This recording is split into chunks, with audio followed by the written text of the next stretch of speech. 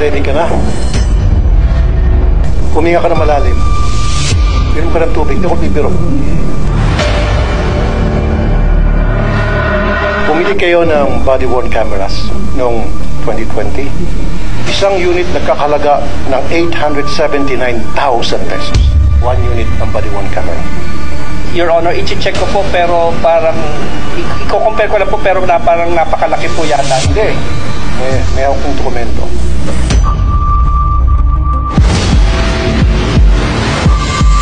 Ginastify niyo yan sa COA, marami kayong mga nilagay, kung ano-ano mga requisitos, pero still, 879,000 pesos, one unit lang. Ang inyong binilihan ay Boston Home Incorporated, na ang capital lamang nito, ayon sa SEC, ay 10 million. And yet, nabigyan nyo ng kontrata na almost 1 billion.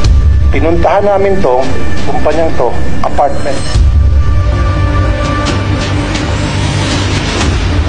Dati na itong na-plug down ng COA dahil nagbenta ng mga defective na mga kagamitan sa EMB, Environmental Management Bureau. Noong August 19, 2021, bumili ulit kayo ng 164 units dito pa rin sa Boston Homes in the amount of 168,680,000.